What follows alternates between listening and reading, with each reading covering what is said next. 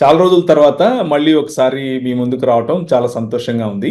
ఆ, హేమలత ప్రభు గారు తిరుపతి వాస్తవ్యులు చాలా సార్లు ఆ, మనతో వీడియోల ద్వారా సంభాషించారు. వీడియోల ద్వారా చాలా ప్రశ్నలకు సమాధానాలు చెప్పారు. తన అనుభవాలను పంచుకున్నారు. చాలా సంవత్సరాలుగా ఆ, కొద్దిగా ఆ, వీడియోలకు కూడా దూరంగా ఉంటూ ఈ మధ్య మళ్ళీ ఆ, వీడియోలు చేయడానికి సమయాన్ని తీసుకున్నారు. హేమలత ప్రభు గారికి మరొకసారి కృతజ్ఞతలతో ఆహ్వానం తెలియజేస్తున్నాను. ఆంటీ బాగున్నారా? బాగున్నాను ప్రవీణ్, మీకు కూడా నా యొక్క వందనాలు. ఆ గ్యాప్ రావడం నిజమే, కానీ మనమైతే దేవుళ్ళు ఎప్పుడు కలుసుకుంటూనే ఉన్నాం. అవునండి, కరెక్ట్ కరెక్ట్. కాకపోతే ఆ, చాలా రోజుల తర్వాత మళ్ళీ మిమ్మల్ని చూడటం, ముఖ్యంగా వీడియోల ద్వారా మిమ్మల్ని ప్రజల ముందుకు తీసుకెళ్ళటం చాలా సంతోషంగా భావిస్తున్నాను ఆంటీ. మళ్ళీ మనం కలిసి వర్క్ చేయటానికి. అవునండి. చాలా రోజుల తర్వాత మీకు గుర్తుందో లేదో మనం తిరుపతి మీద దేవిరెడ్డి గారు రాసిన పుస్తకాన్ని మనం ప్రజలకు పరిచయం చేశాము. Gods on earth. Gods on earth. ఆ పుస్తకానికి ఉన్న బ్యాక్గ్రౌండ్, తర్వాత వారు రాసిన నేపథ్యాన్ని మీరు ప్రజలకు పరిచయం చేసినప్పుడు చాలా ఆ, ఒక వైవిధ్యమైన కోణంలో తిరుపతి తిరుమల చరిత్రను పరిచయం చేశారు. మనం, అవును. అవునండి, చాలా సంతోషం అనిపించింది. ఇప్పుడు కూడా మనం ఒక ముఖ్యమైన వర్క్ మీదే కలుసుకోవటం జరుగుతూ ఉంది. ఆ ఒక బుక్ ని మనం అందరం కలిసి రాయడం జరిగింది. ఆ బుక్కి నేను ఆథర్ని, మీరు కూడా నాతో పాటు అందులో కో ఆథర్గా ఉన్నారు. ఆ అవును. విషయాన్ని, ఆ బుక్ లో ఉన్న విషయాన్ని జనాలకి తెలియపరచడానికే మనం ఇప్పుడు కలుసుకోవడం జరుగుతూ ఉన్నది. జనం అనుకోవచ్చు వీళ్ళు అస్సలు కలుసుకోలేదేమో ఈ మధ్యలో అని. లేదు లేదు, మనం ఆన్ వీడియో కనిపించకపోవచ్చు, కానీ మనం కలుసుకోవటం, మాట్లాడటం, ఒక బుక్కే రాసామంటే అవును. డెఫినెట్ గా మనం కలుసుకుంటూనే ఉన్నాము, కాంటాక్ట్ లోనే ఉన్నాము. అవునండి, చాలా కరెక్ట్ చెప్పారు. వీడియోల ద్వారా కలుసుకోవడం గురించి నేను ప్రస్తావించాను. అయితే మీరు ఆమ్, మనం కలిసి రాసినటువంటి ఈ పుస్తకం అంటే ఆ, మీ భావాలు, మీ ఎక్స్పీరియన్సెస్ ప్రజల వద్దకు తీసుకెళ్ళాలి అన్నప్పుడు అలాగే ఈరోజు ఆంధ్రప్రదేశ్ మరియు తెలంగాణ అంటే తెలుగు రాష్ట్రాల్లో జరుగుతున్నటువంటి ఒక అబద్ధ ప్రచారం అనండి, భారతదేశం మొత్తంలో జరుగుతూ వస్తుంది. ఈ మధ్య తెలుగు రాష్ట్రాల్లో కొంచెం ఎక్కువైనటువంటి అబద్ధ ప్రచారం ఏదైతే ఉందో దాని గురించి మనం ఆ, కొద్దిగా పుస్తకం రాశాము. మంచిగానే అదే ఉంది. అయితే ఆ పుస్తకాన్ని పరిచయం చేయటం నేను చాలా సంతోషంగా భావిస్తున్నాను అంటే కొన్ని ప్రశ్నలు ఆ పుస్తకం గురించి, అసలు ఆ పుస్తకం రాయటానికి గల కారణం ఏంటి, ఎందుకు, ఏమిటి, ఇలాంటి ప్రశ్నల గురించి కొద్దిగా సమయం మనం స్పెండ్ చేసే ప్రయత్నం చేద్దామంటే అయితే మొదటిగా ఆ, అసలు ఈ పుస్తకం మీకు రాయాలని ఎందుకు అనిపించింది? ఇందాకే మీరు అన్నారు కదా, ఆ మొత్తం దేశమంతా కూడా అనుకున్నాము, కానీ మనం ఎక్కువ చూసేది, మనం ఎక్కువ వినేది, మనకి ఎక్కువగా అనుభవం ఉన్నది వచ్చి తెలుగు రాష్ట్రాలకు. మరి ఉమ్, ముఖ్యంగా నాకు అనుకోండి, నాకు బయట ప్రపంచంతో, బయట రాష్ట్రాలతో ఉన్నటువంటి కాంటాక్ట్స్ అనేవి చాలా లిమిటెడ్. రోజు మనం పొద్దున్న లేచినప్పటి నుంచి చూస్తూ ఉన్నదైతే తెలుగు రాష్ట్రాలు. కానీ ఏ రాష్ట్రాలు అయినప్పటికీ కూడా మనం వింటున్న విషయాలు చూస్తే అసలు బాబాయ్ ఇలాంటి మాటలు వీళ్ళు ఎలా మాట్లాడుకుంటారు అన్న అనుమానం వస్తుంది అనమాట. ఉమ్, ఎందుకంటే నేను వచ్చి బోర్న్ క్రిస్టియన్ని కాదు, క్రైస్తవ కుటుంబంలో పుట్టిన వ్యక్తిని కాదు. నేను హిందూ కుటుంబంలో పుట్టాను, పెరిగాను. అక్కడ పిహెచ్డి చేసే వరకు వెళ్ళాను. అంటే అబౌవ్ 30 years, 30+ నేను క్రిస్టియానిటీలోకి రావడం, అంటే యేసుని నా యొక్క రక్షకుడిగా స్వీకరించి రావడం జరిగింది. ఉమ్, నాకొచ్చి ఎవరు మీరు మతం మారండి అని చెప్పిన వాళ్ళు లేరండి అసలు. ఉమ్, జనం నమ్ముతారో లేదో నాకు తెలియదు, కానీ నేను nearly I visited so many churches, hundreds of churches. నా వర్క్ లో భాగంగా నేను ఉమ్, వెళ్ళినప్పుడు నా నాకు డేటా ఇవ్వడము, ఇంటర్వ్యూ షెడ్యూల్స్ కంప్లీట్ చేసుకోవటము, క్వశ్చనర్స్ వాళ్ళు ఆన్సర్ చేసి నాకు ఇవ్వడము, ఇంకా ఏదైనా మోర్ దాన్ దట్ ఇన్ఫర్మేషన్ ఉంటే నాకు ఇవ్వడము, పార్టిసిపేట్ అబ్జర్వేషన్, వాళ్ళ చర్చెస్ లోకి నేను వెళ్ళి కూర్చోవడము, ఇది జరిగింది. కానీ మీరు ఎప్పుడు మారతారండి అని అడిగిన వాళ్ళు కానీ, మిమ్మల్ని ఎప్పుడు ముంచెయ్యాలండి బాబు బాప్తిస్మంలో అని అడిగిన వాళ్ళు కానీ ఉమ్, అసలు లేదండి. మనం దేవుడి ముందర అబద్ధాలు మాట్లాడుకోకూడదు, ఎందుకంటే మనం దేవుడికి లోబడి జీవించాల్సిన వాళ్ళం. ఉమ్. ఎందుకు జనాలు ఇంత ఘోరంగా క్రైస్తవులు అంటే మతం మారుస్తారు. అసలు అదేమన్నా రిథమిక్ గా బాగుందని మాట్లాడుతున్నారా ఏమిటనేది కూడా ఒక డౌట్. సో మీరు అంటే ఒక ఆ, అంటే చాలా స్పష్టంగా మీరు చెప్తున్నారు, మీకెవరు మతం మారటానికి ఆహ్వానించలేదు, మిమ్మల్ని ఎవరు మతం మార్చుకోమని మిమ్మల్ని ఎవరు బాప్తిసం ఇచ్చినట్లుగా అంటే ముంచలేదు అని చాలా చెప్తున్నారు. సో ఇప్పుడు మీరు ఇచ్చినటువంటి ఉపోద్ఘాతానికి ఈ పుస్తకానికి, మీరు రాసిన పుస్తకానికి సంబంధం ఏంటి? అదే కదా పునాది. ఉమ్, క్రైస్తవీకరణ భావనే కల్పన. Um, the Christianisation process itself is wrong. వాళ్ళు చెప్తున్న ప్రాసెసే తప్పది. సో అది ఈ చెప్పడానికి పుస్తకంలో క్రైస్తవీకరణ అనే భావన, క్రైస్తవీకరణలో మత మార్పిడి అనే భావన తప్పు అని చెప్పడం కోసం ఈ పుస్తకం రాశానంటారా? యాక్చువల్ గా ఇక్కడ క్రైస్తవీకరణ అంటే జనరల్ గా జనాల్లో ఉన్నది వచ్చి క్రైస్తవ యొక్క సంస్కృతిని నేర్చుకోవడం అనే భావన ఒక్కరికి కూడా లేదు. క్రైస్తవీకరణ అనగానే క్రైస్తవులుగా వీళ్ళు మార్చేస్తారు అనే భావనే ఉంది మనుషుల్లో. ఉమ్, అందుకని నేను ఆ టైటిల్ పెట్టాను. క్రైస్తవీకరిస్తున్నారు అన్న భావనే అపోహ, ఒక అపోహ. అదొక అపోహ, ఇది కరెక్ట్ కాదు, మిథ్య. కల్పన. వాడు ఒక ఊహ అన్నమాట. వాడి ఉమ్, ఊహని ఏం చేశారంటే వాస్తవంగా చిత్రీకరించడానికి చాలా వేస్ ని వాళ్ళు వెతుక్కుంటున్నారు. ఆ వేస్ లో వచ్చి అవి వాళ్ళ భావాలు జరుగుతున్నవి కావవి, ఫీల్డ్ ఉమ్, లో స్థాయిలో ఉన్నవి కావవి. ఉమ్, ఎవరు కూడా ఎవరింటికైనా వెళ్ళి మతం మారండి అని చెప్తే ఎవడైనా ఊరుకుంటాడండి? అదే కదా. ఉమ్, కాదు, 100 ఏళ్ల క్రితం కూడా ఊరుకుంటారండి ఎవరైనా?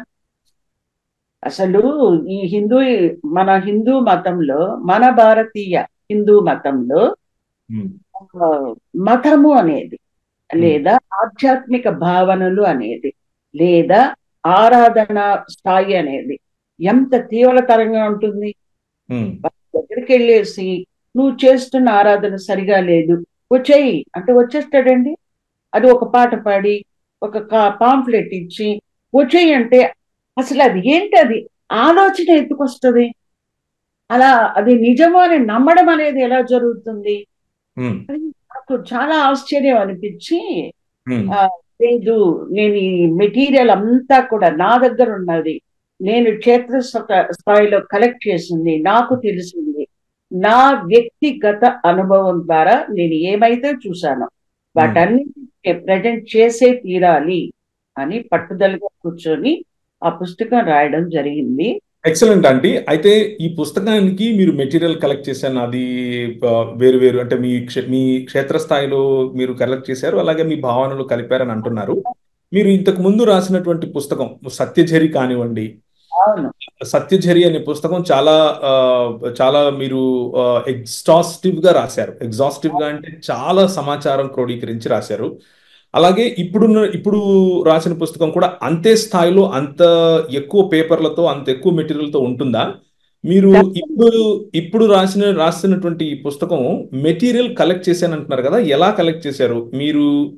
క్షేత్రస్థాయిలో అయినా సరే, మీకున్న భావనలు అయినా సరే, కలెక్ట్ చేయడానికి మీరు ఉపయోగించినటువంటి పద్ధతి ఏంటి?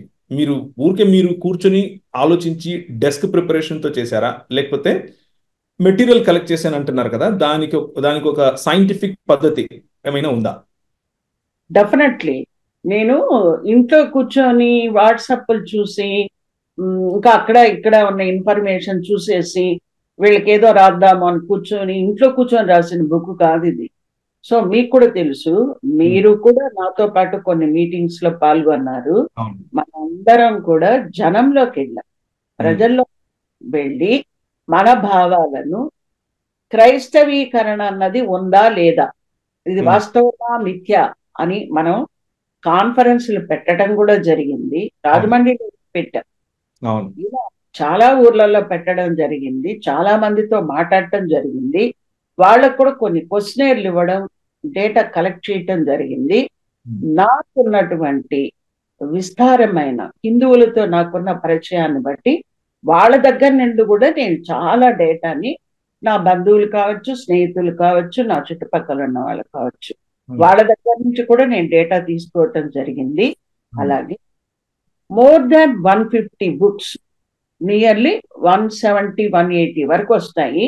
ఉమ్, ఇన్ని పుస్తకాలను నేను చదవడం జరిగింది. ఎందుకంటే మనం ఒక మాట చెప్తున్నప్పుడు మనం నిలబడాలి, ఆ మాటకి నిలబడాలి. ఉమ్, ఈ ఒక సైంటిఫిక్ మెథడాలజీని ఉపయోగించి రాస్తున్నప్పుడు ఒక అధికారి స్థాయిలో ఉన్న వాళ్ళు ఎవరైనా కూడా మాట్లాడినా కూడా మనం సరైన డేటాని వాళ్ళకి ఇవ్వాల్సి ఉంటుంది. అవును.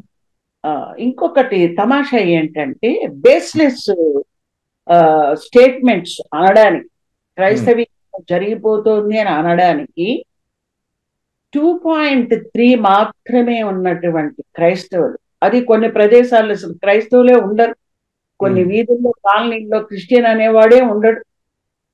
ఈ 2.3 ఉన్నవాళ్ళు 96.6 గా ఉన్నటువంటి హిందువులని మార్చేశారు అని చెప్పడమే ఒక పెద్ద జోక్ లాగా అనిపిస్తుంది నాకు. ఉమ్, హిందూస్ పర్సంటేజ్ వచ్చి మన సమాజంలో 96.6 ఉంది. స్టిల్ క్రైస్తవులు 2.3నే ఉన్నారు. మరి వాళ్ళందరూ మారిపోయింటి ఇక్కడ పెరగాలి కదా. ఇది ఎలా వాళ్ళు సమర్థించుకుంటారో కూడా నాకు అర్థం కావటం లేదు. ఉమ్, ఒకటి అందులో మన తెలుగు రాష్ట్రాల్లో తీసుకుందాం ఫర్ ఎగ్జాంపుల్, 2024 పోనీ 2000 సంవత్సరముల వరకు జరగనిది, క్రైస్తవ్యం ప్రమాదికారిగా మారనిది, క్రైస్తవ్యం వీళ్ళని సంస్కృతిని నాశనము చేయనిది, ఇప్పుడు 2020లో ఈ 2010 లేదా 2010, 2020 ఈ దశాబ్దాలలో ఎందుకు అట్లా తయారైపోయింది క్రైస్తవ్యము? ఉమ్, ఒకవేళ ఒక నింద మోపాలనుకున్నా, లేదు ఒక నేరారోపణ చెయ్యాలనుకున్నా, ఒక నిందాస్పదంగా మాట్లాడాలనుకున్నా, దానికి ఒక ఆధారం ఉండాలి కదా. మీరు మా ఇంటికి వచ్చారు, మీరు మా ఇంటికి వచ్చారు, ఇది ఎక్కడ గొడవ? ఆ ఇస్కాన్ వాళ్ళు ఇల్లు తలుపులు కొట్టి కాలింగ్ బెల్ నొక్కి మరీ వచ్చేస్తున్నారు లోపలికి. ఉమ్, ఇళ్లలోకి వస్తున్నారండి వాళ్ళు. వచ్చి ఇదిగో మా ప్రభుజీ అంటూ పుస్తకాలు ఇచ్చి బాగున్నాయి చదవండి, దీన్ని మేము ఇంతకు తగ్గించిస్తామని ఇస్తున్నారు. మన ఇళ్లలోకి వస్తున్నారు వాళ్ళు. వస్తే ఏమైందండి? ఇప్పుడు కాలింగ్ బెల్ కొట్టే వరకు అతను వస్తాడు, తర్వాత లోపలికి రా అనాల్సింది మనమే కదా.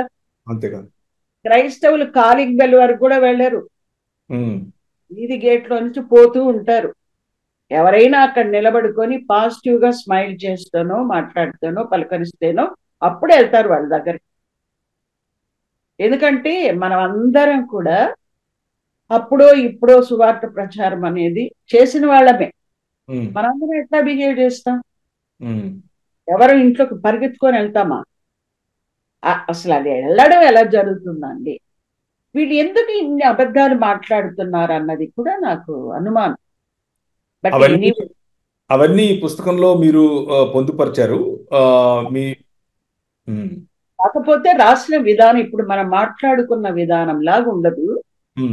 ఒక పుస్తకాన్ని రాయడము, ఫామ్ చేయటం అనే విధానంలోనే అదంతా ఉంటుంది.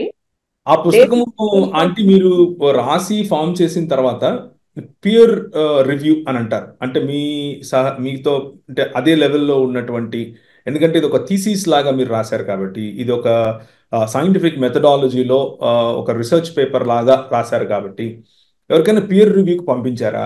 మీకు తెలిసిన వాళ్లకు లేకపోతే విఘ్నులకు, సామాజిక స్పృహ ఉన్న వాళ్ళకి పంపించి దాన్ని చూసి ఒకసారి వ్యాలిడేట్ చేయండి అన్న రివ్యూ ఏమైనా తీసుకున్నారా? డెఫినెట్లీ అండి.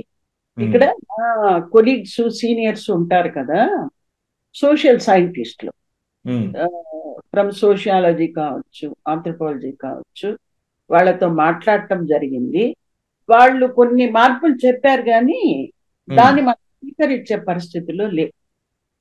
వాళ్ళు మరి ఇది పిహెచ్డి థీసిస్, ఎంఫిల్ థీసిస్ లాగా తయారు చేయమంటే అది కుదరదు కదా. మనం సమాజంలో ఉన్నటువంటి విషయాలను ప్రజెంట్ చేయటమే మన ముఖ్య ఉద్దేశం. నాకు మరో పిహెచ్డి రావాలన్న దాని వరకు నేను ఇది చేయలేదు. కాకపోతే సబ్జెక్టు గురించి చర్చించడము, కల్చరల్ ప్రాసెసెస్ ని ఏదైతే నేను వీటికి అప్లై చేశానో ఆ అప్లికేషన్స్ వరకు నేను మాట్లాడడం జరిగింది. అలాగే సిట్టింగ్స్ లో వాళ్ళకు కూడా ప్రజెంట్ చేయటం కూడా జరిగింది. అలాగే మీకు కూడా బాగా తెలుసు, మనం ఆల్మోస్ట్ దీని పీడిఎఫ్ ని 100 మందికి పంపించాం. అవునండి. మందికి పంపించాం. వాళ్ళ రివ్యూస్ తీసుకున్నాం, మనం తీసుకున్నాం, ఫోన్ లో విన్నాము. అలాగే ఏయు ఆంధ్ర యూనివర్సిటీ వైజాగ్ లో ఉన్నటువంటి ఆంథ్రపోలజీ డిపార్ట్మెంట్ ప్రొఫెసర్ గా చేసి రిటైర్డ్ అయినటువంటి ప్రొఫెసర్ విజయప్రకాష్ గారికి పంపించాను. వారు కూడా వారి అభిప్రాయాన్ని ఇచ్చున్నారు. అలాగే కత్తి పద్మారావు గారు, మీకు ఫేమస్ రైటర్, ఆయనకి పంపడం జరిగింది. ఆయన కూడా చాలా ఆనందించారు. ఆయన కూడా ఆయన ఒపీనియన్ ఇచ్చారు. అలాగే డాక్టరేట్ చేసిన వాళ్ళకి ఒక 7-8 మందికి పంపడం జరిగిందండి. వాళ్ళందరూ కూడా చూడడము, వాళ్ళందరూ కూడా చాలా బాగా వచ్చింది బుక్ అని చెప్పడము జరిగింది. సో మనం రాసింది వచ్చి నిజాయితీగా రాసాం. ఏదైతే వీళ్ళు మత మార్పిడి అంటున్నారో అది మత మార్పిడి కాదు, అది అందరికీ తెలుసు.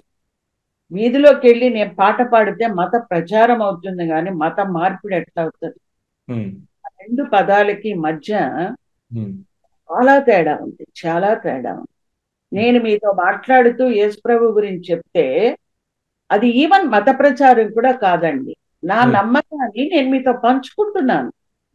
ఫర్ ఎగ్జాంపుల్, నేను ఒక సినిమాకి వెళ్ళి వచ్చాను అనుకోండి, ప్రవీణ్ నేను ఈ సినిమాకి వెళ్ళాను, భలే ఉంది ప్రవీణ్, వీలైతే మీరు కూడా చూడండి అని నేను చెప్పాను అనుకోండి, సినిమా ప్రచారం అది. నాకేది నచ్చిందో నేను అది చెప్తున్నాను. ఒక హోటల్కి వెళ్ళి వచ్చాం, ఒక ఫుడ్ తీసుకున్నాం, ఒక ఊరు వెళ్ళి వచ్చాం, ఒక టూర్ వెళ్ళి వచ్చాం, ఒక పిక్నిక్ వెళ్ళాం, చెప్తాం కదా, ఫలానా చోటు బాగుందండి, ఫలానా బాగుందండి, చాలా బాగుందండి, మీరు కూడా వెళ్ళండి అని చెప్తాం అనుకోండి. అది ప్రచారం ఎట్లా అవుతుందండి? వాడు హోటల్ డబ్బులు ఇస్తాడా నాకు? సినిమా తీసిన వాడు డబ్బులు ఇస్తాడా మనకు? వ్యక్తిగత ఇష్టాలను మనవారు, అది ఫ్రెండ్స్ కావచ్చు, చుట్టుపక్కల ఉన్న వాళ్ళు కావచ్చు, నోన్ పర్సన్స్ కావచ్చు, చెప్పుకుంటాము. అది చెప్పుకోవడమే మత ప్రచారం అంటే ఎట్లా? అట్లాగే బైబిల్ లేకుండా ఒక క్రిస్టియన్ అనేవాడు బయటకు వెళ్ళడు. 90% అబౌవ్ పీపుల్ వచ్చి బైబిల్ని కూడా తీసుకొని వెళ్తారు. బైబిల్ నా బ్యాగ్ లో ఉంటే నేను మత ప్రచారానికి బయలుదేరాను, మత మార్పిడికి బయలుదేరాను అని వెహికల్స్ మీద దాడి చేయడం, ఆ మనుషుల మీద దాడి చేయడం, ఇది ఎంతవరకు సబబు? ఈ పుస్తకం ద్వారా నేను భారతదేశంలో ఉన్నటువంటి రాజకీయ నాయకులందరికీ చేతులెత్తి నమస్కరించి అడుగుతున్నాను. అలాగే అధికారులందరికీ కూడా సిన్సియర్ గా చేతులెత్తి దండం పెట్టి మరీ అడుగుతున్నాను. న్యాయ వ్యవస్థ, రక్షణ వ్యవస్థను కూడా అడుగుతున్నాను.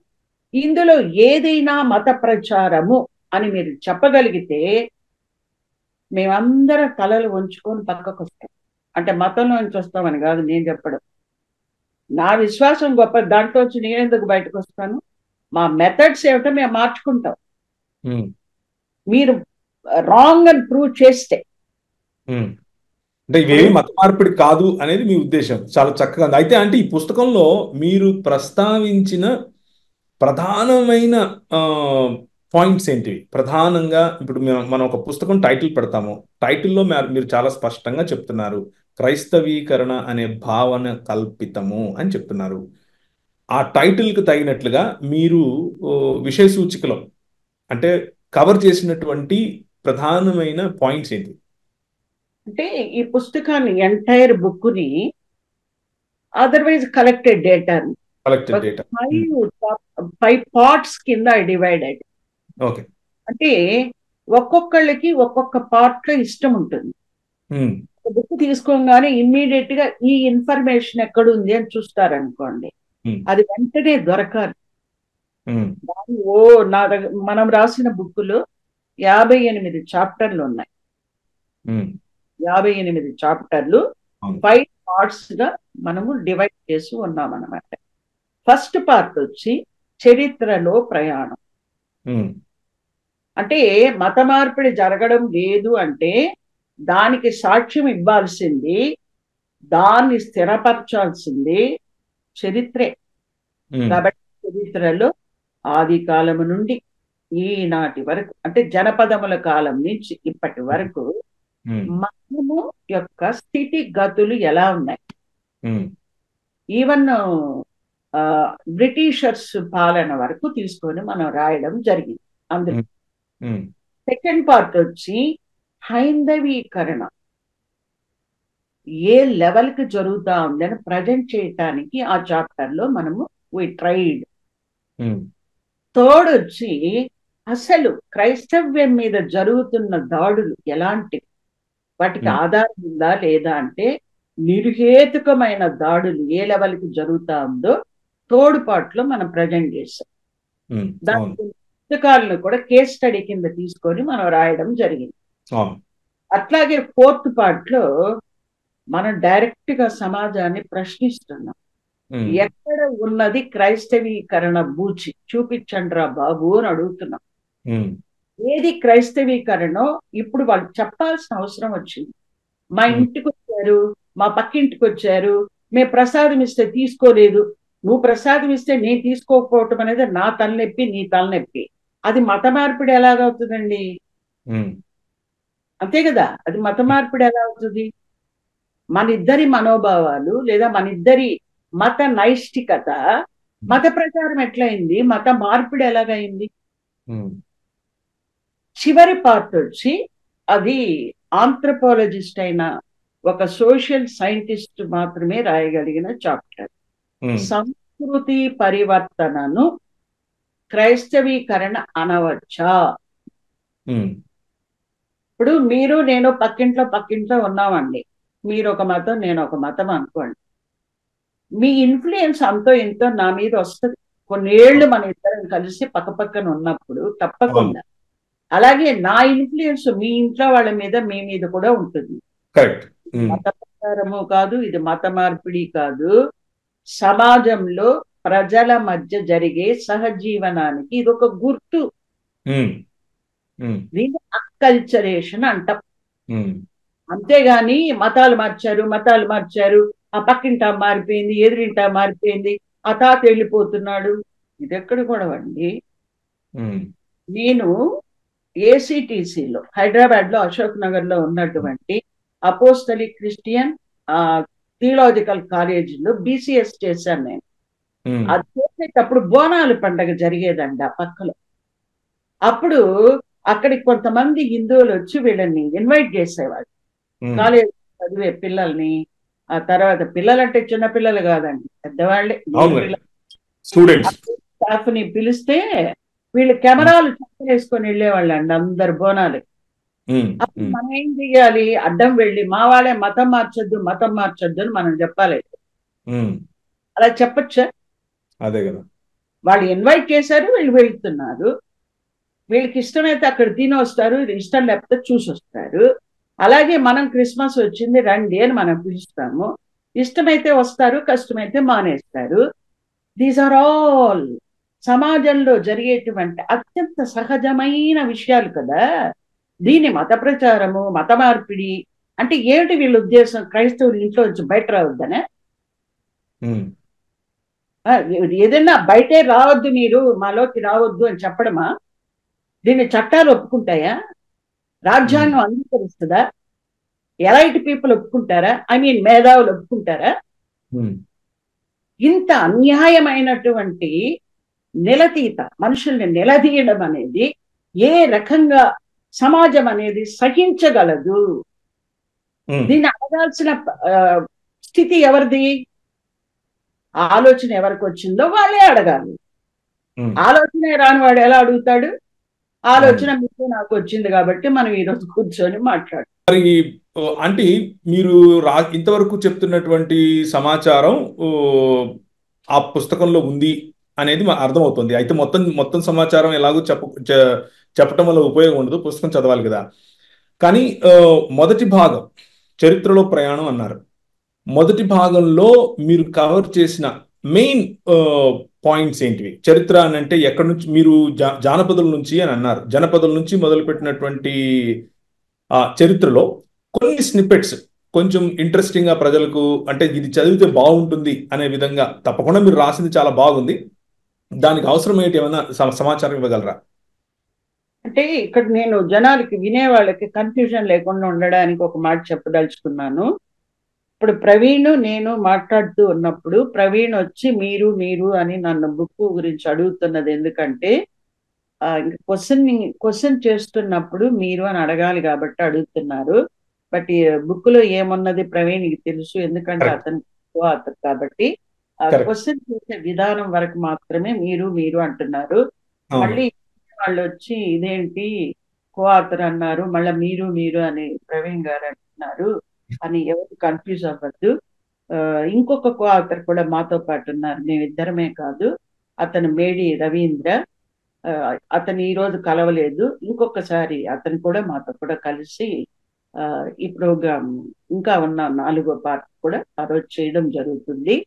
ఇప్పుడు నన్ను ప్రవీణ్ ఏమడిగారంటే చరిత్రలో ప్రయాణము అన్న టైటిల్ పెట్టారు, దాంట్లో ఉన్న హైలైట్స్ ఏదన్నా 1 or 2 చెప్తారా అని అడిగారనమాట.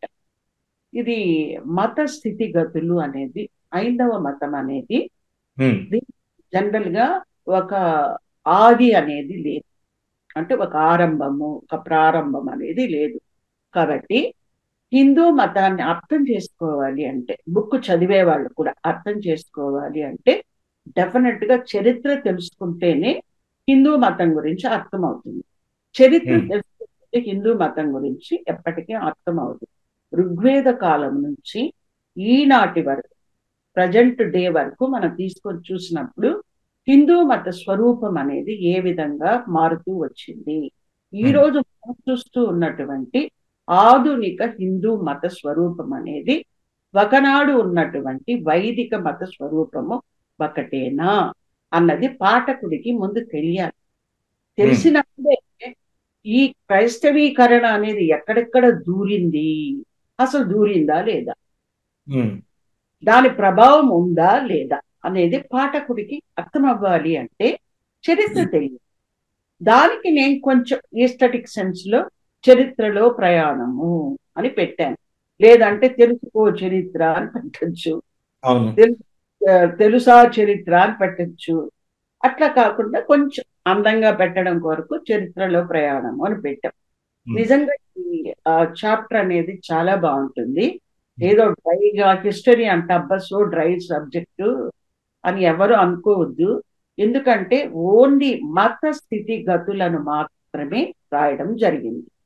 అంటే ఇప్పుడు మీరు ఇప్పుడు మనము మత స్థితిగతుల గురించి ప్రస్తావించినటువంటి ఈ చరిత్రలో ప్రయాణం అనే అంశంలో మీరు ఏకేశ్వరవాదం ఎప్పుడు భారతీయ సంస్కృతిలోనికి వచ్చింది, ఎప్పుడు భారతీయ సంస్కృతి ఏకేశ్వరవాదం ద్వారా ప్రభావితం చెందింది, అసలు ఏకేశ్వరవాదం మొన్న ఇస్లాము లేకపోతే క్రైస్తవం వచ్చిన తర్వాత మాత్రమే ఈ దేశానికి లేకపోతే ఈ సంస్కృతికి అలవాటైందా, ఈ సంస్కృతిలోకి వచ్చినటువంటి ఆర్యులు తీసుకొచ్చినటువంటి వైదిక మతం అది ఇప్పటికీ వాళ్ళు తెచ్చినట్లే ఉందా, లేకపోతే మార్పులకు చేర్పులకు గురయ్యిందా, అది హిందూ మతం అందామా, ఇది హిందూ మతం అందామా, లేకపోతే పోను వచ్చేటటువంటి భావనలు లేకపోతే మత విశ్వాసాల యొక్క ఇచ్చిపుచ్చుకోవటం.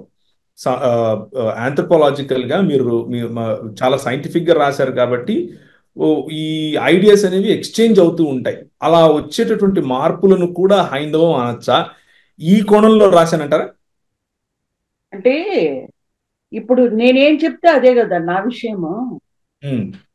అలాగా ఈ మతానికి కొంతమంది పెద్దలు ఉంటారు, ప్రవక్తలు ఉండకపోవచ్చు, ప్రారంభకులు ఉండకపోవచ్చు, కానీ నడుపుతున్న వారు ఉన్నారు, మతాన్ని నడిపేవారైతే ఉన్నారు.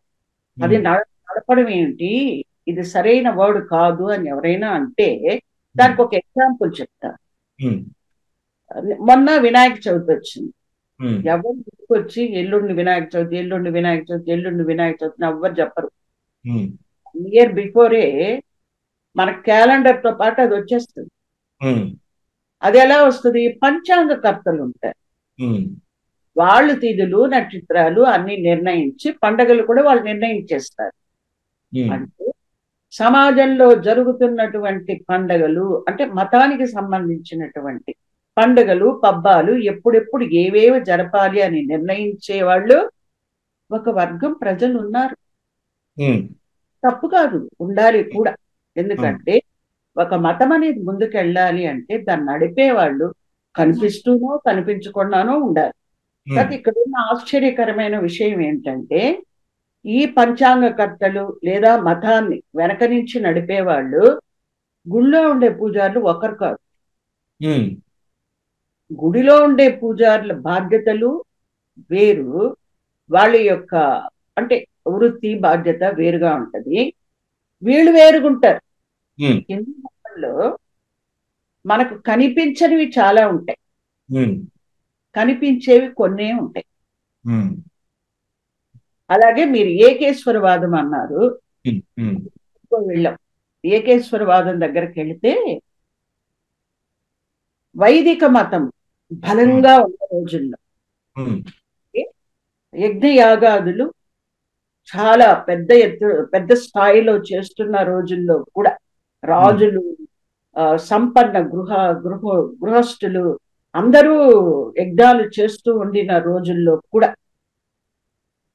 దాదాపుగా 60 అవైదిక మతాలు ఉన్నట్టుగా మనకు చరిత్ర తెలియచేస్తుంది. అందులో మరీ ముఖ్యమైనది చార్వాక మతము, బౌద్ధ మతము, జైన మతము. ఇవి జైన మతము బౌద్ధ మతం కన్నా కూడా ప్రాచీనమైందని మనకు చరిత్ర చెబుతుంది. చరిత్ర ముందర మనం చాలా చిన్నవాళ్ళం కదా, మనం వెనక్కి వెళ్ళి అదేదో చెప్తారే టైం మెషిన్ అన్నట్టు పోయి మనం రాలేదు. పుస్తకాలు చూసే మనం చెప్తున్నాం. తెలుసు, నాకు తెలుసు, వినే వాళ్ళకి, కాస్త చదువుకున్న వాళ్ళందరికీ తెలుసు. ఈ అవైదిక మతాల్లో అన్నీ కూడా కొన్ని నాస్తిక మతాలు ఉంటాయి, కొన్ని ఆస్తిక మతాలు ఉంటాయి. ఆస్తిక మతాలన్నీ కూడా ఏకేశ్వరవాదం వైపే మొగ్గు చూపుతున్నాయి. మరి ఏకేశ్వరవాదము ఎడారి మతాలు తీసుకొచ్చినటువంటిది ఏమీ కాదు. ఎడారి మతాలు అని మీరు అంటున్నారు కదా, ఇవి ఎడారి మతాలు అని ఒప్పుకుంటున్నట్లా? నేనెందుకు ఒప్పుకుంటానండి? ఎడారి మతాలు, మ్లేచ్ఛ మతాలు, పాషండ మతాలు, అప్రాచ్య మతాలు ఇవన్నీ వాళ్ళ భాష.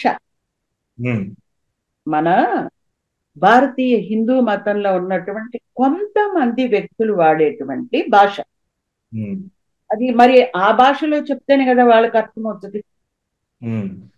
కాబట్టి ఆ భాష అలా మాటిమాటికి ఉపయోగించడం వల్ల భారతీయ సంస్కృతికి శోభాయమానంగా ఉంటుందా? లేకపోతే ఒకవైపు మనం భారతీయ సంస్కృతి గురించి, మనకున్నటువంటి సాంప్రదాయం గురించి, అలాగే అంటే ఇతరుల పట్ల మనం చూపించే గౌరవం గురించి ఒకవైపు చెప్పుకుంటూనే ఇంకొక వైపు కొంతమంది ఇలా ఎక్కువగా ఇలాంటి పదాల ద్వారా సమాజానికి ఏం తెలియజేస్తున్నట్లు అంటారు? సమాజానికి వాళ్ళలో ఉండే అసహనాన్ని తెలియజేస్తున్నారు.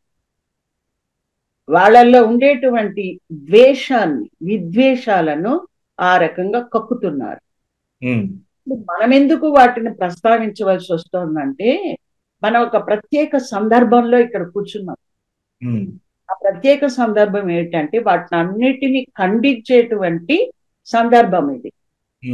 ఇప్పుడు మనం ఒక ప్రత్యేక సందర్భము, ఒక పుస్తకము రచయితలుగా ఇక్కడ కూర్చున్నప్పుడు కొన్నిటిని ఖండించాల్సిన అవసరము, వాటిని ప్రస్తావించాల్సిన అవసరం మనకుంది. ఎక్కడికో వెళ్ళి మన క్రైస్తవ మతంలో వచ్చినటువంటి ఒక ప్రార్థనకి, మనం చేసుకునేటువంటి ఒక ప్రార్థనకి ఎవరినైనా ఇన్వైట్ చేసేటప్పుడు మేము ఎడారి మతం వాళ్ళని ప్రార్థన చేస్తున్నాం రండి అని పిలవం కదా. అయితే అంటే నేను అడిగిన ప్రశ్నకు ఒక లింక్ ఇక్కడ ఉందండి. ఏంటంటే ఇప్పుడు భారతీయ సంస్కృతిలో ఎలాగైతే ఈ ఒక వయలెంట్ ఎక్స్ప్రెషన్, అంటే ఇతరుల పట్ల ఒక వయలెంట్ ఎక్స్ప్రెషన్ వస్తుందో, అలాంటి వయలెంట్ ఎక్స్ప్రెషన్ మనము పాత రోజుల్లో మీరు ప్రస్తావించినటువంటి చరిత్రలో ప్రయాణం అన్న టైటిల్లో ఆ భాగంలో మనం అనేక చాప్టర్స్ పొందుపరిచాం. అందులో చరిత్రలో ఇలాంటి పోకడ, మీరు చార్వాకులు అన్నారు, బౌద్ధులు అన్నారు, జైనులు అన్నారు, అలాగే ఆ, చాలా మంది అంటే అవైదికంగా ఉండే మతాలు ఉండేవి, వైదికం కాని మతాలు ఉండేవి అని అన్నారు. వారి పట్ల సహనం ఇలాగే ఆ, ఆ, అంటే ఒక రకమైన వయలెంట్ గా చూపించేవారా, లేకపోతే సహనంగానే ఉండేవారంటారు? ఇక్కడ మనం ఈ కాలం మనల్ని కొంతమంది విమర్శిస్తున్నారు కదా, వాళ్ళతో పోలిస్తే వీళ్ళు చాలా చాలా చాలా చాలా సాత్వికంగా ఉన్నారని చెప్పాలి. మ్మ్. ఓకే. ఎందుకంటే బౌద్ధుల్ని, మ్మ్. కుమారుల భట్టు, శంకరాచార్యుల వారు, పుష్యమిత్రుడు వంటి రాజులు ఏం చేశారంటే సజీవంగా తగలబెట్టేశారు. మ్మ్. వాదోపవాదాల్లో ఓడినంత మాత్రాన, ఇప్పుడు మీరు నేను ఒక విషయం మాట్లాడుతున్నామండి, నేను తగ్గా ఎక్కడో, నా దగ్గర ఎక్కువ డేటా లేదు, నేను తగ్గా. ఒక ఒక పరిస్థితిలో మీరు తగ్గారు, మీ దగ్గర ఇన్ఫర్మేషన్ తగ్గింది, అంత మాత్రాన ఓడిపోయినట్ట? మ్మ్. ఆ మనిషిని చంపేయటమేనా? మనిషిని కాదండి, ఒక వర్గాన్ని, మ్మ్. విశ్వాసాన్ని వెంటాడి వేటాడి చంపేశారు. మళ్ళీ అదే బుద్ధుణ్ణి అవతారమూర్తిగా ప్రకటించారు. ఇవన్నీ చరిత్రలో మనం చూస్తే భయమేస్తుంది. ఇప్పుడు అలాగే మీరు ప్రస్తావించిన ఈ ఈ డీటెయిల్స్ పుస్తకంలో మీరు ఏదైతే ఉంచారో అవి ఎలాగో పాఠకులు చదవాలి, వారు తెలుసుకుంటారు. అయితే ఆ, నా ప్రశ్న దీనికి సంబంధించింది అంటే, దీన్ని హైందవీకరణ లేకపోతే వైదికీకరణ అని పిలవచ్చు అంటారు? దీన్ని హైందవీకరణ వైదికీకరణ కాదు, ఇది కాదు, ఇది బలాత్కారం. ఉమ్, ఇది బలవంతపు మత మార్పిడి. ఉమ్, దీన్ని చెప్పాలి బలవంతపు మత మార్పిడి అని.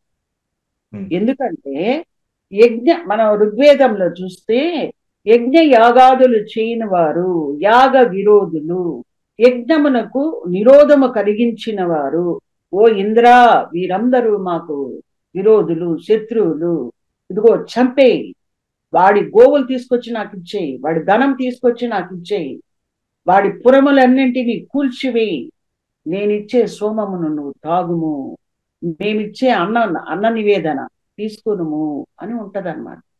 ఉమ్. అంటే మతమన్నా మారండి, లేకపోతే చచ్చిపోండి. అది కూడా కాదు, మాకు దాసోహం అంటారా? ఉమ్, ఇంకా అసలు నో నోటీస్ అట్ ఆల్. ఉమ్. మాస్తారా అని అడిగేది కూడా లేదు, ఏయటమే.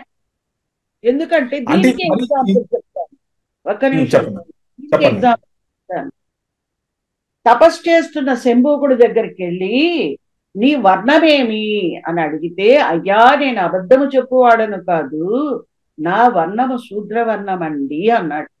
ఒరే బాబు, శూద్రుడు తపస్సు చెయ్యొచ్చా? చేయకూడదు, ఇది ధర్మం ఒప్పుకోదు, నువ్వు లేచిపోరా అని అనలా. ఒక్క హెచ్చరిక కూడా లేదు. నేను శూద్రుడునండి అని నాలుక ఆ మాట దాటి రాకముందే రాముల వారి కత్తి పోయి శంభూకుడి తలని ఎత్తి కింద పడేసింది. ఉమ్, అలాగే దండకారణ్యమునకు నువ్వు వెళ్ళుట నాకు ఇష్టము లేదు అని సీత రాముణ్ణి హెచ్చరించినప్పటికీ, నువ్వు అక్కడికి వెళ్ళి ఏదో చేయబోతున్నావు అన్న శ్లేష ఆమె మాటల్లో ధ్వనిస్తుంది మనకు. అక్కడికి వెళ్ళి ఏం చేశాడండి? మూల వాసులైన వారిని, ఎంతో మందిని దునుమాడాడు అని రామాయణం సాక్ష్యమిస్తుంది. ఉమ్, మనం చూస్తున్నాం కదా, ఋగ్వేదం తీసుకుంటే ఎంత మందిని, నల్ల కృష్ణుడు అంట, 55,000 మంది నల్ల కృష్ణులని వధించను అని ఉంటది అనమాట. ఒక కృష్ణుణ్ణి చర్మం ఒల్చినాడు అని ఉంటది. ఉమ్, వీళ్ళు క్రూసైడ్ల గురించి మాట్లాడతారండి. క్రూసైడ్లు మంచిది, అట్లా చెయ్యండి అని నేను చెప్పను. ఉమ్, కానీ ఒక విషయాన్ని నిందించే ముందరా, లేదా ఒక విషయాన్ని విమర్శించే ముందరా, లేదు ఒక విషయాన్ని ఆధారంగా చేసుకుని ఒక జాతిని, ఒక విశ్వాసాన్ని, ఒక వర్గాన్ని నిందించే ముందరా ఎంత జాగ్రత్తగా మాట్లాడాలండి. ఉమ్, ఉమ్. ఇంద్రుడైతే అందరిని పెట్టచ్చా? ఉమ్, చంపేయచ్చు. పురములను 99 పురములను నాశనము చేసును ఏకకాలములో అని ఉంటది ఋగ్వేదం. ఉమ్, ఏమి న్యాయం ఇది? ఉం? రాముడు దండకారణ్యమునకు వెళ్ళిందే ఇందుకోసము, ఉమ్, రాక్షసులను నశింపచేయుటకు అని మనోళ్ళు అంటూ ఉంటారు. ఉమ్, సరే, అది వాళ్ళకి తోచింది వాళ్ళు చెప్పాల్సిందే వాళ్ళు చెప్తారనుకోండి, అది వాళ్ళ ఇష్టం. కానీ మానవత్వం ఉన్న వాళ్ళు ఒప్పుకునే విషయమా ఇది? ఉమ్, తపస్సు చేయటం తప్ప. వాడు బొందితో కైలాసం పోవాలనుకున్నాడంట, అదే శరీరంతో కైలాసం, అదేలేండి ఉమ్, దేవలోకం వెళ్ళాలనుకున్నాడంట. అరే, వాడికి హక్కు అధికారం లేదా, వాడికి అర్హత ఉంటే పోతాడు, అడుగు లేకపోతే ఆడనే చచ్చిపోతాడు తపస్సు చేస్తూ. మధ్యలో రాముడికి ఏమొచ్చింది ఉమ్, అంటే, అర్హత సంపాదించుకోవడానికి వాడు ప్రయత్నిస్తున్నాడు అక్కడ తపస్సు చేసి. ఉమ్, అంతేగాని వాడు ఏదో ఒక నృత్యను అల్లడం లేదు కదా అక్కడ పైకే. ఉమ్, ఎంత ఘోరం అనిపిస్తుంది అంటే, అదే ఉమ్. మీరు అడిగిన దానికి చెప్తున్నాను. అవునండి. అయితే ఇప్పుడు ఈ కాంటెక్స్ట్ లోనే రీసెంట్ గా వచ్చిన ఒక పొలిటికల్ స్టేట్మెంట్ మిమ్మల్ని అడుగుతాను. ఇప్పుడు ఆ, ప్రస్తుత ప్రస్తుత ఆంధ్రప్రదేశ్ చీఫ్ మినిస్టర్ గారు, ముఖ్యమంత్రి గారు, గౌరవనీయులు శ్రీ నారా చంద్రబాబు నాయుడు గారు ఆ, ఒక మాట అన్నారు. బలవంతపు మత మార్పిడులను ఆపండి అన్నట్లుగా ఒక స్టేట్మెంట్ ఇచ్చారు. ఇప్పుడు అలాంటి బలవంతపు మత మార్పిడులు, మామూలు మత మార్పిడులే మీరు లేవంటున్నారు, అసలు అదొక కల్పన అంటున్నారు. ఈ బలవంతపు మత మార్పిడులను ఆపండి అని పాలక వర్గమే స్టేట్మెంట్ ఇస్తే మరి వాళ్ళకి ఆ డేటా ఎక్కడి నుంచి వచ్చిందంటారు? లేకపోతే అది కేవలం పొలిటికల్ స్టేట్మెంట్ గా చూడాలా, లేకపోతే నిజం ఉందా దాంట్లో ఏమైనా? ఇప్పుడు క్రైస్తవ సమాజం ఇప్పుడు ఎలా దాన్ని అర్థం చేసుకోవాలంటారు? నేను ప్రవీణ్ జస్ట్ ఒక 9 అండి. days బిఫోర్ ఒక వీడియో పెట్టాను. ఉమ్, మన ఏపీ సీఎం గారిని ఉద్దేశించి, అయ్యా మీకు ఒక విజ్ఞాపన, క్రైస్తవ సమాజ ప్రతినిధిగా మీకు ఒక విజ్ఞాపన చేస్తున్నాను అని పెట్టాను. అది మోర్ ఆర్ లెస్ ఒక మోర్ దాన్ 20,000 ఆఫ్ పీపుల్ దాన్ని చూస్తున్నారు. ఉమ్, అందులోనే ఈ బలవంతపు మత మార్పిళ్ళు లేవండి. ఎందుకంటే చంద్రబాబు నాయుడు గారు, నేను ఒకే స్కూల్లో చదువుకున్నాం. ఉమ్, అయితే నేను 6th క్లాస్లోకి ఎంటర్ అయ్యేటప్పటికి ఆయన ఎస్ఎస్ఎల్సి పూర్తి చేసి వెళ్ళిపోయారు. ఉమ్, మేమిద్దరం కూడా టీపీపీఎం హై స్కూల్ స్టూడెంట్స్మే. అట్లాగే ఎస్వి యూనివర్సిటీలో కూడా ఆయన నాకు సీనియర్. ఉమ్, రీసెర్చ్ లో జాయిన్ అయ్యేటప్పటికి ఆయన యూనివర్సిటీని వదిలి వెళ్ళిపోయారు. బట్ ఫ్రీక్వెంట్ గా యూనివర్సిటీని విజిట్ చేసేవాళ్ళు. ఉమ్, మాకు ఎటువంటి పరిచయం ఆయనతో ముఖాముఖి పరిచయం లేదు. But I know him. ఉమ్, ఆయనకి తెలియను, నాకు ఆయన తెలుసు. ఉమ్, అందుకని నేనేం చేశానంటే, తిరుపతి చుట్టుపక్కల మిషనరీస్ చేసిన యాక్టివిటీస్ ని ప్రస్తావిస్తూ 18వ శతాబ్దంలో కావచ్చు, 19వ శతాబ్దంలో కావచ్చు, తిరుపతిలో ఉన్న క్రిస్టియన్ పర్సంటేజ్ తీసుకుంటే 0.0 ఉందన్నమాట. ఉమ్, మరి మిషనరీస్ ఇన్ఫ్లుయెన్స్, బలవంతపు మత మార్పిళ్ళు ఉంటే 0.0 ఎట్టుకుంటది? ఉమ్, అలాగే ఇక్కడ పిఎం హై స్కూల్ అని, కేఎల్ఎం హాస్పిటల్ అని 1962 వరకు ఉన్నాయి. ఆ PM high school still it is running. Um, even ఇప్పటికే ఆ చుట్టుపక్కల పల్లెల వాళ్ళు అనేకులు అక్కడికి పోతారు ఆ స్కూల్ కి. ఆ ఉమ్, పల్లెలు ఎవరు క్రిస్టియన్స్ లేరు. మీకు కూడా తెలుసు, ప్రపంచానికి తెలుసు, భారతదేశానికి తెలుసు, ఉమ్. అత్యంత పాపులర్ గా ఉండేటువంటి సిఎంసి హాస్పిటల్ ఉంది అవును. ఆ చిత్తూరు డిస్టిక్, అంటే ఇప్పుడు తిరుపతి జిల్లా అనుకోండి. ఉమ్, ఇక్కడి ఒక 1.5 to 2 hours ప్రయాణంలో ఉంది. ఆ అవును. చుట్టుపక్కల పల్లెల్లో, అంటే మా అమ్మమ్మ గారి ఊరు వచ్చి దానికి చాలా దగ్గరలో ఉంటదండి. ఉమ్, ఆ ఊర్లలో క్రిస్టియన్స్ ఇప్పటికీ లేరండి, ఉమ్, ఇప్పటికీ లేరు.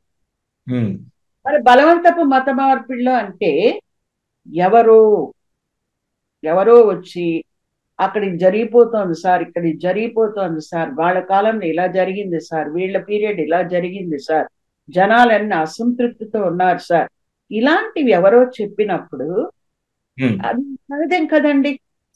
ఉమ్, ఒక అధికారం ఉన్న వ్యక్తి దగ్గరికి వెళ్ళి ఇలా జరిగిపోతోంది సార్, మీరు కొంచెం పట్టించుకోండి సార్ అంటే అయ్యా అవి జరగకుండా చూడు అని చెప్పుండొచ్చు. అవును.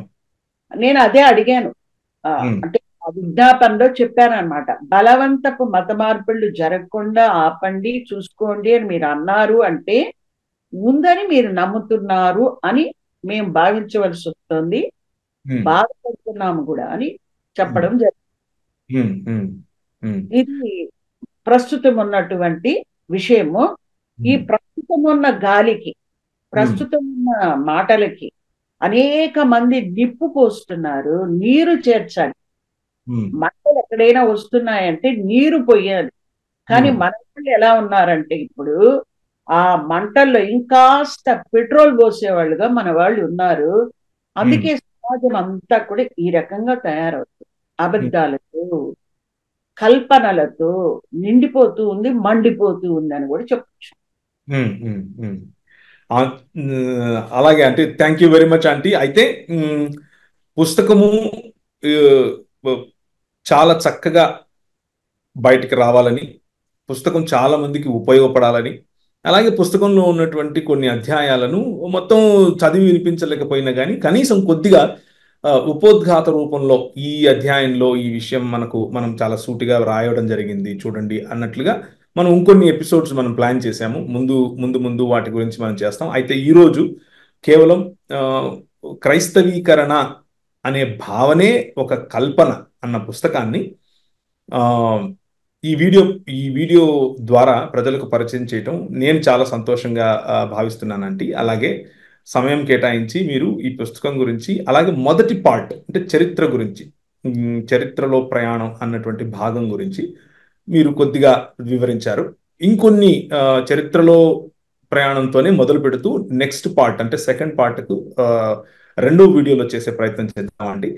ఆ, మీరు మీరు పడుతున్నటువంటి శ్రమకు తెలుగు ఆ, మనం మనం పడుతున్న శ్రమ, మనం మనం అందరం కలిసి పడుతున్నటువంటి శ్రమకు ఆ తెలుగులో తెలుగు క్రైస్తవ జనాభా, క్రైస్తవ ప్రజలు చాలా సంతోషపడతారని, వాళ్లకు ఈ పుస్తకం ఒక ఉపయోగకరంగా ఉంటుందని నేను భావిస్తున్నానండి. Thank you very much.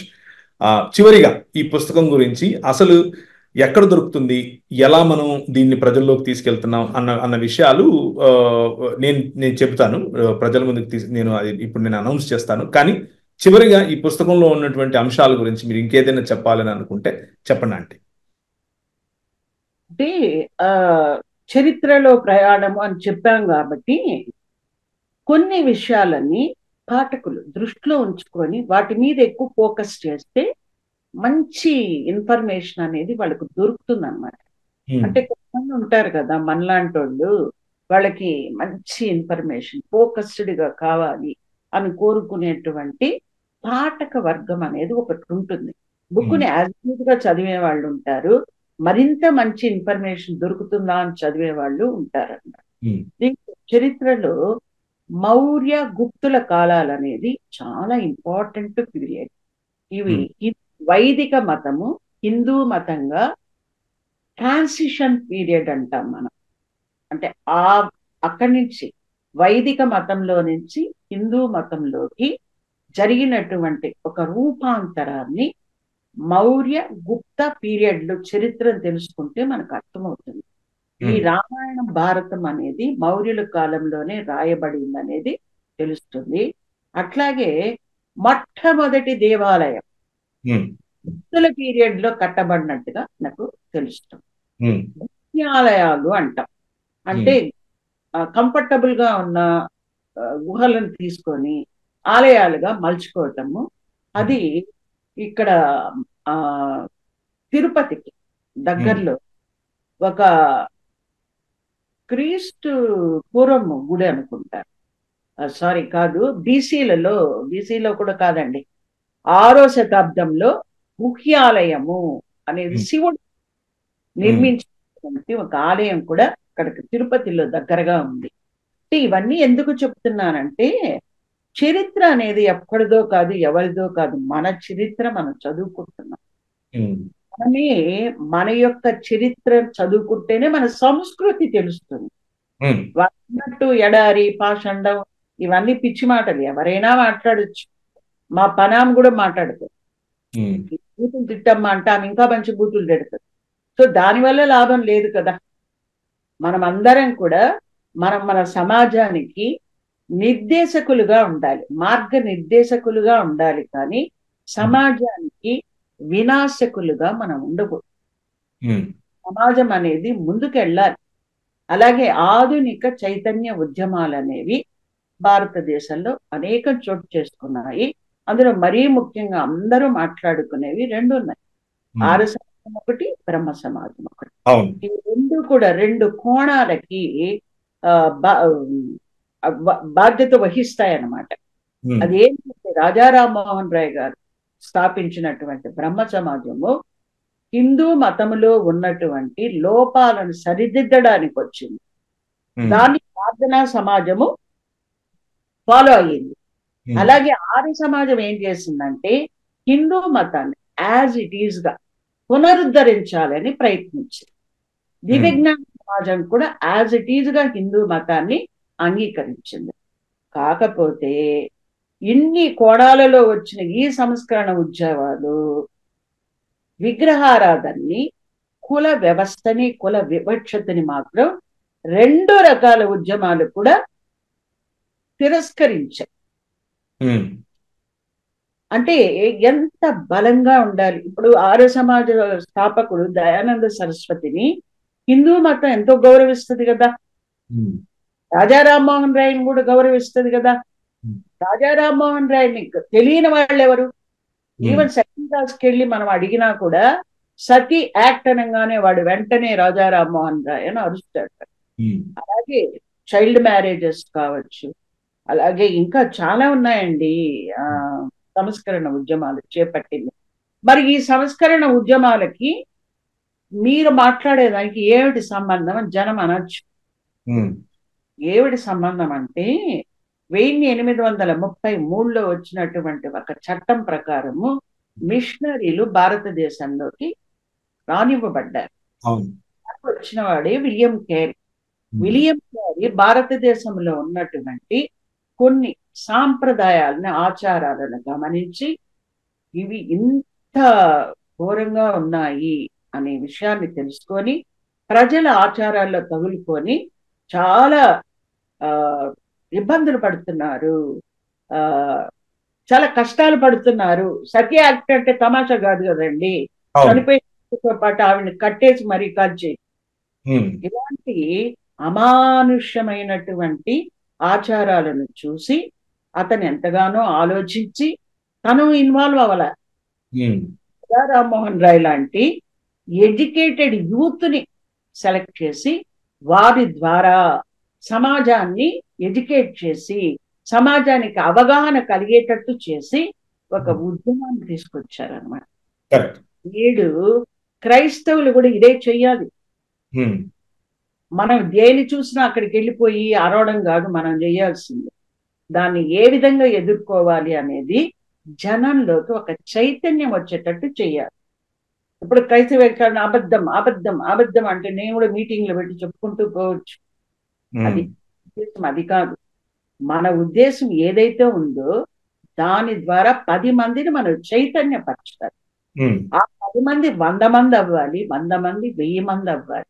నా ఉద్దేశం ఈ బుక్ రాయడానికి, ఈ చాప్టర్ రాయడానికి, ఈ అధ్యాయం రాయడానికి, ఇప్పుడు నేను చెప్పిన మాటలకి అన్నిటికీ ఇదేనండి నేపథ్యము, ఇదే నా ఉద్దేశం.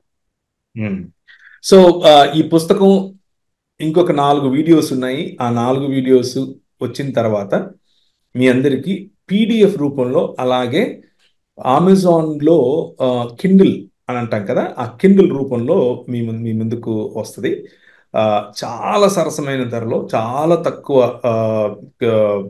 ప్రింటింగ్ అనేది లేకుండా చేయడానికి గల కారణం ఏమిటి అని అంటే, మీకు ఈ మెటీరియల్ వీలైతే ఉచితంగా లేకపోతే చాలా సరసమైన ధరకు మీ చేతులకు అందాలి అన్న ఉద్దేశంతోనే చేస్తున్నాం. సో ఎలక్ట్రానిక్ ఫార్మాట్లో, అది PDF కావచ్చు లేకపోతే కిండిల్ ఫార్మాట్లో కావచ్చు, మీరు దాన్ని అందుబాటులోకి మీ చేతులకు రావడానికి ప్రయత్నం చేస్తున్నాము.